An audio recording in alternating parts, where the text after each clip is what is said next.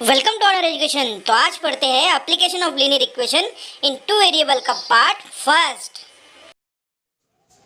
Welcome दोस्तों, तो इस वीडियो में हम स्टार्ट करने वाले हैं application of linear equation in two variable. ठीक है, एप्लीकेशन ऑफ लीनियर इक्वेशन अगर आपको पढ़ना है तो आपको सबसे पहले तो आपकी लैंग्वेज के ऊपर कमांड होनी चाहिए और आपको क्वेश्चन को समझ लेना चाहिए। ठीक है, क्योंकि ये जो क्वेश्चन आते हैं ये पूरे सेंटेंस में आते हैं और इस सेंटेंस को हमें लीनियर इक्वेशन में कन्वर्ट करना पड़ता है। ठीक है, तो क्वेश्चन किस प्रकार का आते हैं तो अभी देखते हैं। इस प्रकार का क्वेश्चन आपके सामने प्रेजेंट है और आपके बुक में भी दिया गया है।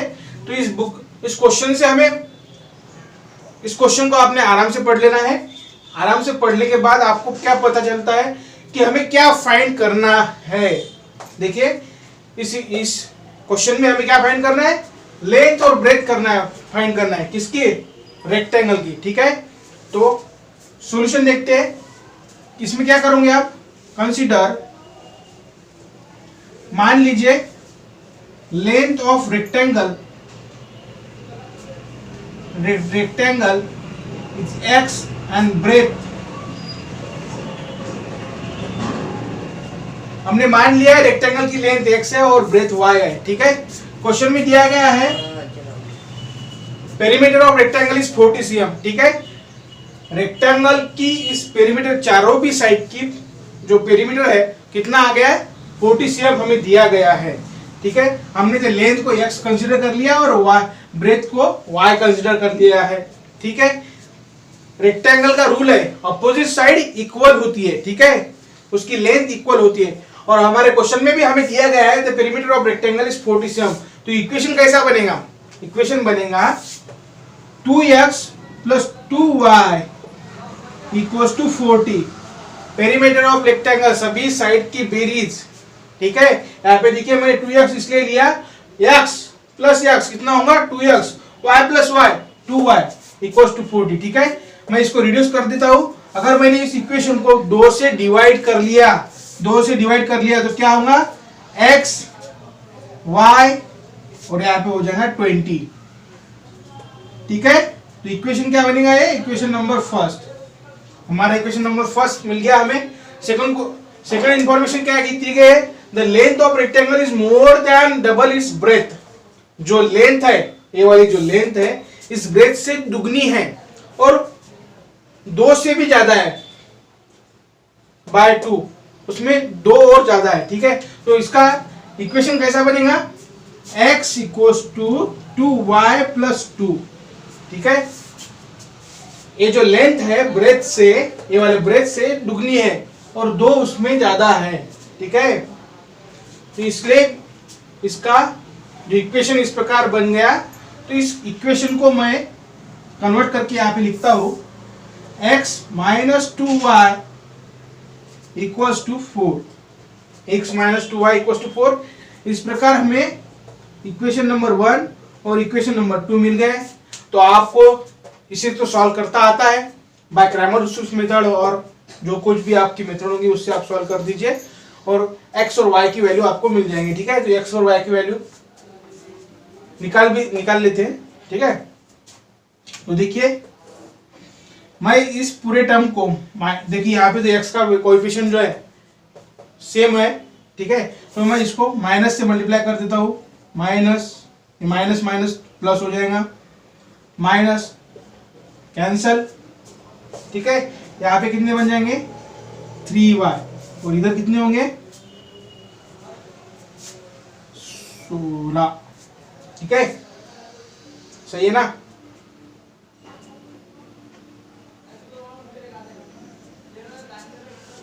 सॉरी, इक्वेशन में यहाँ पे 2 है। ठीक है, वो वाला गलती हो गया था। तो यहाँ पे कितना हो जाएगा 18। तो y इक्वल्स टू 18/3,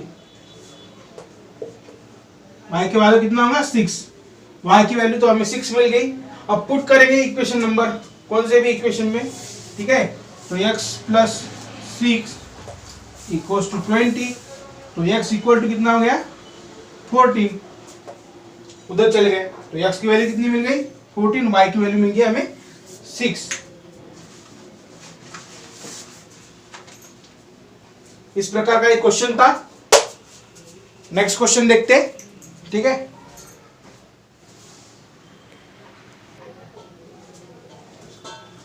तो स्टार्ट करते हैं नेक्स्ट क्वेश्चन को। नेक्स्ट क्वेश्चन आपके सामने प्रेजेंट है, ये इस प्रकार का कुछ क्वेश्चन आपके सामने दिया गया है, आपकी स्क्रीन के ऊपर दिखाई दे रहा है। क्वेश्चन नंबर 2 को सॉल्व करते हैं।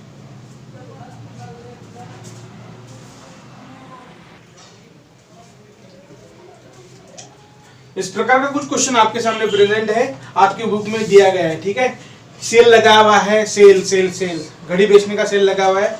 उस घड़ी बेचने वाले आदमी के पास कुछ हाथ में पहनने की घड़ी है और उसमें कुछ एनालॉग घड़ी है और उसमें कुछ डिजिटल घड़ी है, ठीक है। और वो उस घड़ी को डिस्काउंट पे बेचना चाहता है, डिस्काउंट में बेचना चाहता है। तो पहले दिन उसने बेचा एनालॉग की 11 घड़ी, एनालॉग की 11 घड़ी, डिजिटल की 6 घड़ी, और उसने उन्हें बेचने के बाद उसने इनकम हुआ 4330, ठीक है। और सेकंड डे में उसने बेचा है एनालॉग घड़ी 22 बेची और डिजिटल घड़ी 5 बेची, तो उससे रिसीव्ड अमाउंट कितना हुआ 7330, ठीक है। और हमें क्या निकालने के लिए कहा गया है, selling price of wrist watch of each type. Selling price निकालनी है हमें ईच घड़ी की, यानी एनालॉग की सेलिंग प्राइस कितनी होगी और डिजिटल वॉच की सेलिंग प्राइस कितनी होगी। तो ठीक है, इस प्रकार का क्वेश्चन है, इस क्वेश्चन का हम सॉल्यूशन देखते हैं। मैं सॉल्यूशन देखते हैं, ठीक है। सॉल्यूशन, पहले दिन कितनी गाड़ी भेजा 11 गाड़ी, तो कंसीडर मान के चलते हैं हमें निकालना क्या है, selling price of wrist watch of each type. Selling price of analogue घड़ी, सेलिंग प्राइस ऑफ एनालॉग कितना x कंसीडर करते हैं, selling price of digital watch का कितना कंसीडर करते हैं, x है। सेलिंग प्राइस ऑफ एनालॉग घड़ी x है और सेलिंग प्राइस ऑफ डिजिटल जो वॉच है उसकी हम कंसीडर कर रहे हैं y, ठीक है। तो फर्स्ट डे का जो इंफॉर्मेशन है, इस इंफॉर्मेशन से हमें क्या पता चलता है कि पहले दिन उन्होंने 11 घड़ी बेची थी, 11 एनालॉग घड़ी बेची थी, ठीक है। सेलिंग प्राइस में जो कीमत होंगी इसको उन्होंने 11 घड़ी बेची है, ठीक है। कुछ तो भी प्राइस होंगी उसमें उन्होंने बेचा है 11x, और बाद में है डिजिटल वॉच उन्होंने 6 बेची है, तो 6y इक्वल्स टू 4330। ये इसकी कुछ एनालॉग घड़ी है ना, तो एनालॉग घड़ी के कुछ सेलिंग प्राइस होंगी, तो उस सेलिंग प्राइस के अनुसार उन्होंने 11 घड़ी बेची थी, ठीक है। और इस प्रकार उन्होंने डिजिटल घड़ी भी बेची थी, उसकी सेलिंग प्राइस y है। उन दोनों को अगर मिला जाए तो उनका टोटल इनकम बनता है 4330। इस प्रकार का हमें इक्वेशन नंबर फर्स्ट मिलता है। अब देखिए सेकंड डे में क्या हुआ, उन्होंने 22 घड़ी बेची और 5 डिजिटल घड़ी बेची, ठीक है। तो इन दोनों घड़ी को बेचने के बाद उन्हें इनकम हुआ 7330, ठीक है। इस प्रकार का ये इक्वेशन आपके सामने बन गया। अब इस दोनों इक्वेशन को आप बाय क्रैमर रूल से सॉल्व कीजिए, बाय एलिमिनेशन मेथड से सॉल्व कीजिए, ठीक है। तो आपको यहाँ पे x और y की वैल्यू मिल जाएंगी। अगर आपको x की और x और y की वैल्यू मिल गई तो इससे हमें समझता है कि x analogue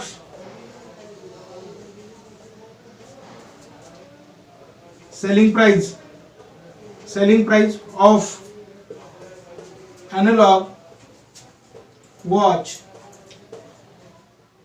x equals to जो मिलेगा वो, तो सिमिलरली डिजिटल वॉच का y इक्वल्स टू जो मिलेगा वो, ठीक है।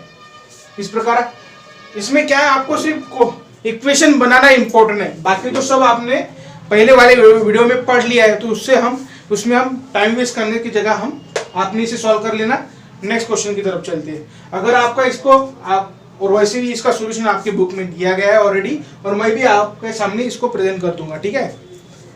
डरने की कोई बात नहीं। नेक्स्ट क्वेश्चन की तरफ चलते हैं।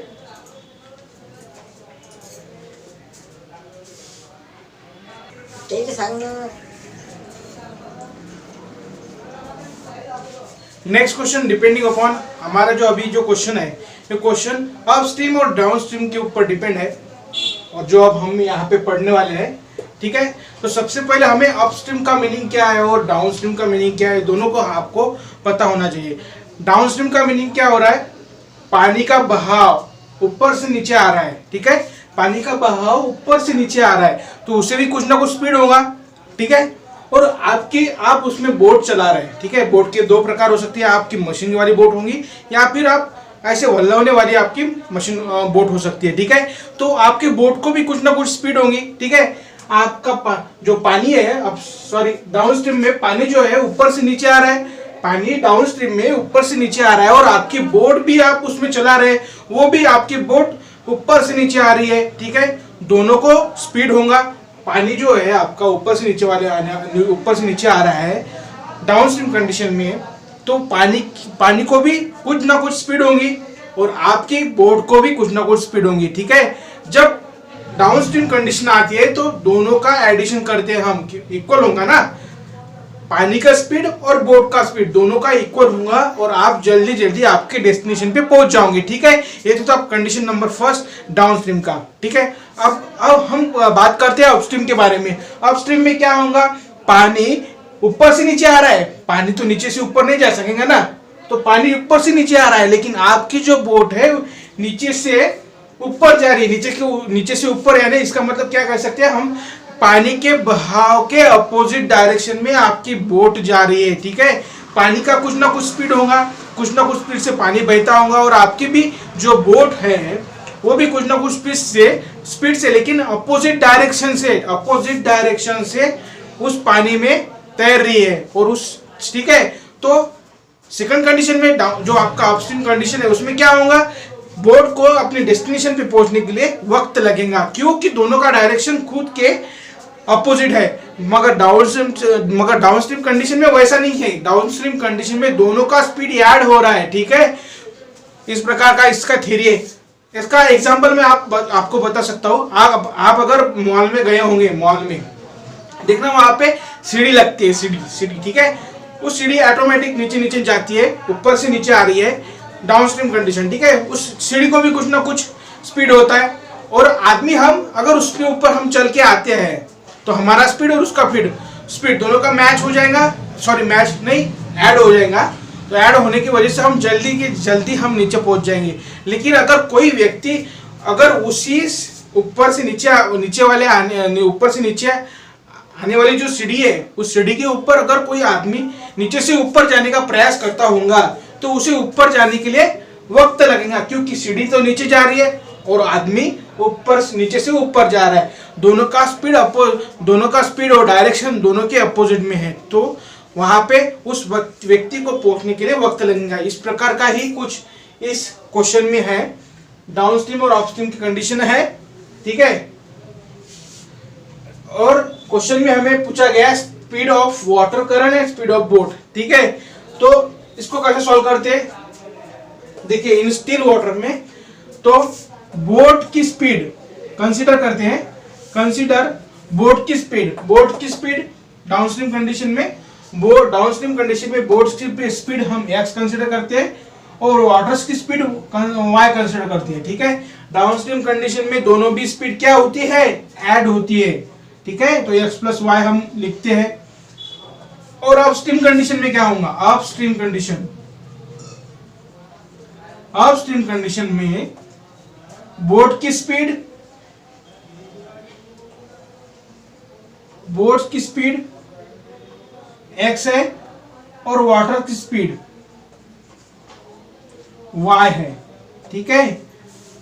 अपस्ट्रीम में दोनों भी स्पीड खुद के अपोजिट डायरेक्शन में होती है, तो हम कह सकते हैं x माइनस वाई।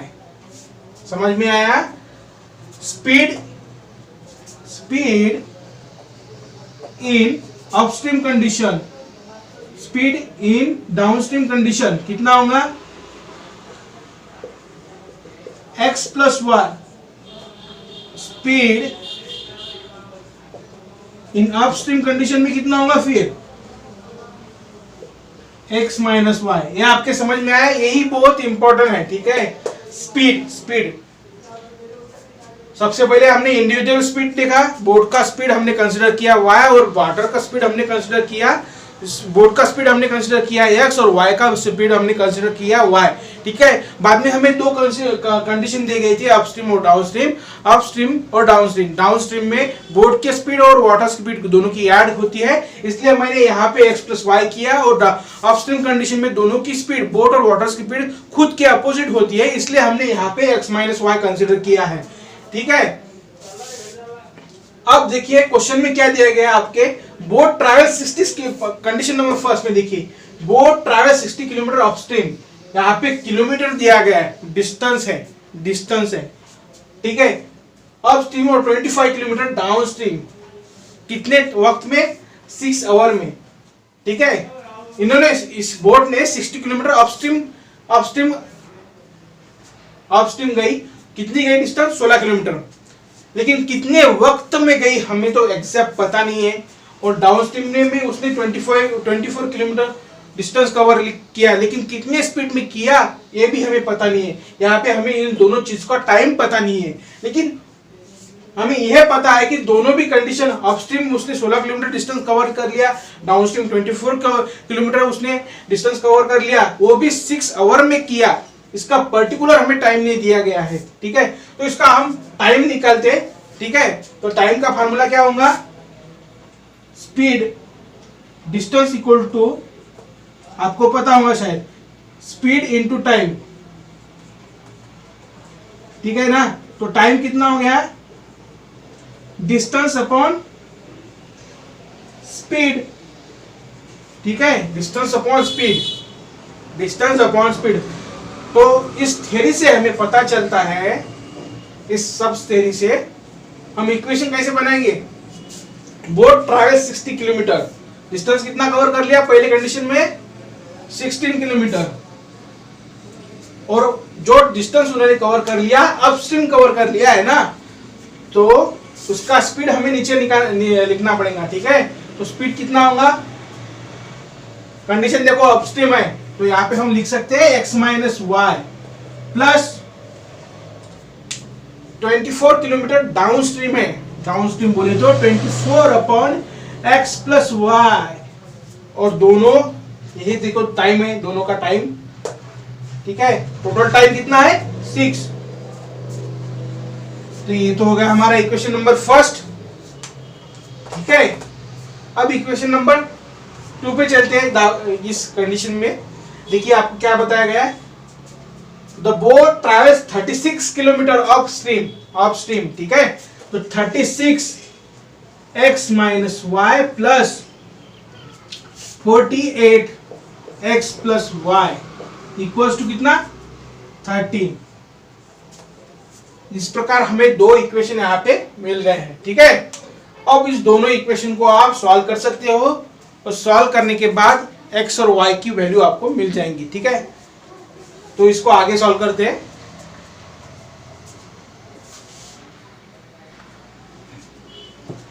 ठीक है, इस प्रकार का हमें इक्वेशन मिला था 16 by X minus Y 24 upon, इस प्रकार का हमने इसके पहले हमने देखा था, इस प्रकार हमें इक्वेशन मिले थे। इस इक्वेशन को हमें प्रैक्टिस सेट 1.4 में आपने पढ़ा है, उस प्रकार इसको सॉल्व करना है, ठीक है। देखिए x माइनस वाई की जगह m पुट करना है, और x plus Y 1/x plus Y की जगह n पुट करना है। आपने अगर प्रैक्टिस सेट 1.4 कॉन्सेंट्रेटली देखी होंगी, सॉल्व की होंगी, तो आपको ये सॉल्व करना आसान होगा, ठीक है, इक्वेशन बनाने के बाद। तो इस प्रकार हमें दो इक्वेशन हमने रीराइट कर लिए, 1/x माइनस वाई की जगह m पुट कर दिया और x प्लस वाई की जगह n पुट कर दिया। इस प्रकार दो इक्वेशन हमें मिल गई, ये आपके सामने प्रेजेंट है। इनको सॉल्व करने के बाद हमें m की वैल्यू और n की वैल्यू मिल गई, ठीक है। लेकिन हमें पता है कि m की जगह हमें ये है, ये वाला पुट किया था, ठीक है। तो हमने वापिस को यहाँ पे रख दिया है। तो इस प्रकार x minus Y equal to 4 equation मिला। इस प्रकार इसको पुट करने के बाद x plus Y equal to 12 equation मिला। इनको सॉल्व करने के बाद, इन दोनों इक्वेशन को सॉल्व करने के बाद हमें x इक्वल टू 8 और y इक्वल टू 4 मिला, ठीक है। इस प्रकार का ये एप्लीकेशन का जो टॉपिक था हमने पढ़ा है। अब नेक्स्ट वीडियो में हम प्रैक्टिस सेट 1.5 को लर्न करने वाले हैं, और टोटल डिपेंड होगा एप्लीकेशन ऑफ लीनियर इक्वेशन के ऊपर, ठीक है। ये तो सिर्फ मैंने आपको अभी ट्रेलर दिखाया है एप्लीकेशन का। इसके आगे एप्लीकेशन का प्रैक्टिस सेट देखते हैं, ठीक है। चलो बाय, तब तक के लिए बाय बाय।